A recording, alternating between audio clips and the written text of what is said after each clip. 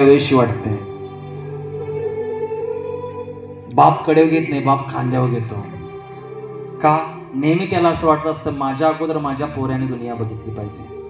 तो बाप कधीच कुणाच्या लक्षात आला नाही. असं म्हणतात, डोळे झाकून जी प्रेम करते तिला प्रियसी म्हणतात. डोळे झाकून जी प्रेम करते तिला प्रियसी म्हणतात. डोळे वटारून जी प्रेम करते तिला बायको म्हणतात.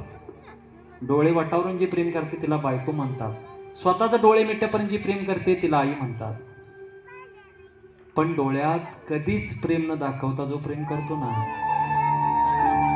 त्याला बाबा म्हणतात. पण बाबाचं प्रेम कधीच आम्हाला दिसत नसतो. मुलग्याला बाबा तेव्हा समजतो, बाप निघून जातो तेव्हा त्याला समजतंय, जेव्हा सगळ्या जबाबदाऱ्या अंगावर पडतात.